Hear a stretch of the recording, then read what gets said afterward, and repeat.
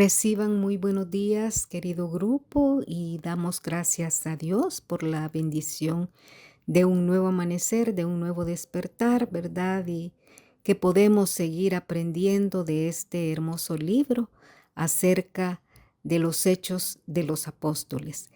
Soy Elsie Meléndez, nuevamente con ustedes, y como les repito, agradecida por poder compartir y me tocan a mí los capítulos 23, 24 y 25 de este libro. Voy a comenzar ahora con el capítulo 23 que está titulado Pablo ante el concilio. Voy a leer los primeros 5 versículos que dicen: Entonces Pablo, mirando fijamente al concilio, dijo: Hermanos, hasta este día yo he vivido delante de Dios con una conciencia perfectamente limpia. Y el sumo sacerdote Ananías ordenó a los que estaban junto a él que lo golpearan en la boca. Entonces Pablo le dijo: Dios te golpeará a ti, pared blanqueada. ¿Te sientas tú para juzgarme conforme a la ley y violas la ley ordenando que me golpeen?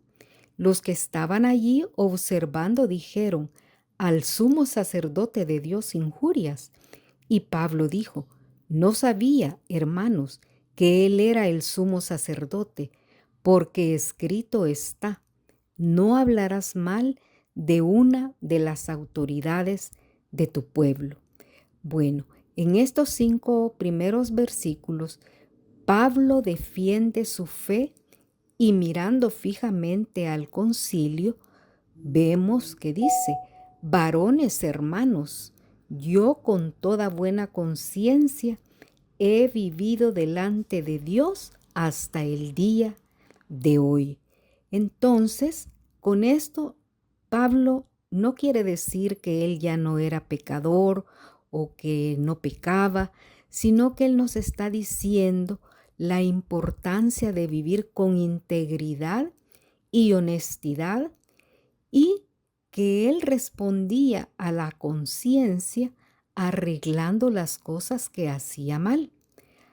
Y vemos que está siendo criticado y cuestionado por su fe, y aún así tiene confianza para decir que ha vivido de acuerdo a las enseñanzas bajo el escrutinio de Jesús. A eso nos llama él, ¿verdad? A vivir también nosotros delante de Dios con una buena conciencia. También nos hace como reflexionar, ¿verdad? Porque dice: y el sumo sacerdote Ananías ordenó a los que estaban junto a él que lo golpearan en la boca. Entonces Pablo le dijo: Dios te golpeará a ti, pared blanqueada. Si ustedes se recuerdan a una frase similar que dijo también Jesús cuando dijo que eran sepulcros blanqueados. ¿Qué quiere decir Pablo con esto? Bueno, que lo que se ve, lo superficial, eso se ve bien, pero el interior es algo podrido, es algo corrupto. Y en el caso de Ananías, sabemos que Ananías era un hombre que velaba solo por sus intereses, era un hombre violento, era un hombre corrupto y estaba en una posición, como dice aquí, era el sumo sacerdote y no respetaba esa posición. Por eso es que Pablo le dice pared blanqueada y le dice: ¿te sientas tú para juzgarme conforme a la ley y violas la ley ordenando que me golpeen?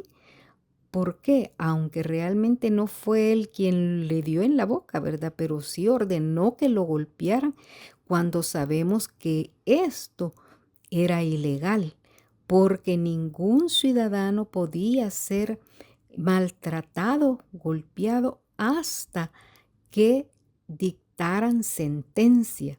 Entonces, los que estaban allí observando dijeron: ¿al sumo sacerdote de Dios injurias?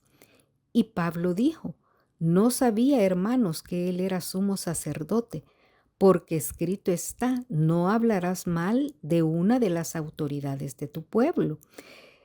Aquí lo que dicen muchos estudiosos es que debido al problema visual de Pablo, él no reconoció que era el sumo sacerdote el que le estaba hablando.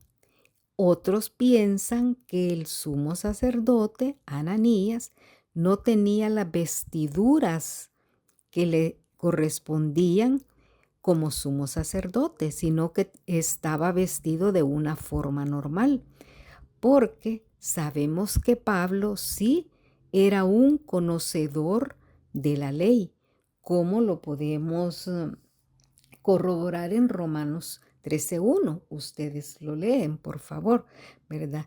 Y otras, como decir, palabra que nos tiene que llamar la atención, que aquí ya vemos que Pablo en 2 oportunidades les ha llamado hermanos, una forma audaz de hablarle al concilio, porque se hace como que está dentro de ellos, ¿verdad? No lo hace en una forma muy respetuosa, digamos, llamándoles señores del concilio o sacerdotes, sino que les dice hermanos. Es una forma audaz en que él llega o les habla tratando ya de su defensa, digamos, ¿verdad? Luego tenemos en los versículos 6 que dice, entonces Pablo, notando que una parte era de saduceos y otra de fariseos, alzó la voz en el concilio y le vuelve a decir, varones hermanos, yo soy fariseo, hijo de fariseo, acerca de la esperanza y de la resurrección de los muertos se me juzga. Aquí voy a hacer una aclaración. Los saduceos eran, los saduceos eran la élite sacerdotal y política de la sociedad judía y creían que solo la Torá escrita era sagrada. Estos no creían en la resurrección de los muertos. Y los fariseos también se consideraban justos, ¿verdad? Ellos que no pecaban eran lo máximo, podemos decir. Y diferían en que ellos sí creían en la resurrección de los muertos. Entonces, cuando Pablo dice que es fariseo, los fariseos como que se van a defender a Pablo. Y dice en el versículo 7, cuando dijo esto se produjo disensión entre los fariseos y los saduceos y la asamblea se dividió. Vemos cómo Pablo también, ¿verdad? Se aprovechó de que ellos estaban discutiendo de que unos sí creían en la resurrección y otros no. Y hubo, dice en el 8, un gran vocerillo y levantándose los escribas de la parte de los fariseos contendían diciendo, ningún mal hallamos en este hombre, que si un espíritu le ha hablado o un ángel, no resistamos a Dios. Vemos cómo los judíos se unían a Pablo y habiendo grande disensión, el tribuno, teniendo temor de que Pablo fuese despedazado por ellos, mandó que bajasen soldados y le arrebatasen de en medio de ellos y le llevasen a la fortaleza. O sea que no era una simple discusión. Fíjense que ya estaban pensando hasta despedazar a Pablo. O sea que fue una gran discusión por la vida de Pablo. Y lo que hizo el tribuno se lo llevó o más bien lo mandó a la fortaleza, cuidando así de la vida de Pablo. Luego en el versículo 11 dice, a la noche siguiente se le presentó el Señor y le dijo, ten ánimo, Pablo, pues como has testificado de mí en Jerusalén, así es necesario que testifiques también en Roma. ¿Qué podemos entonces aprender de esta parte, de la primera parte del capítulo 23? Que Dios estaba cuidando a Pablo y que Pablo estaba en la voluntad de Dios, que a pesar de todo lo que estaba pasando, Dios tiene cuidado de él porque va a cumplir el propósito en la vida de Pablo. Vemos que aquí el tribuno mandó que se lo llevasen a la fortaleza, evitando que lo fuesen a matar. Entonces, hermanas, es lo que nosotros también debemos de tomar en cuenta, que a pesar de cualquier circunstancia difícil en que estemos, el Señor va a cumplir su propósito en nosotros. Pero ¿cuál tiene que ser nuestra actitud? Bueno, pues defendernos, ¿verdad? Defender la fe en lo que hemos creído. Predicar como lo hacía Pablo, ¿verdad? Que nada nos desanime, sino que estar fortalecidas en el Señor, porque sabemos que contamos con Él. Y hermanas, esta es como la primera parte de este capítulo.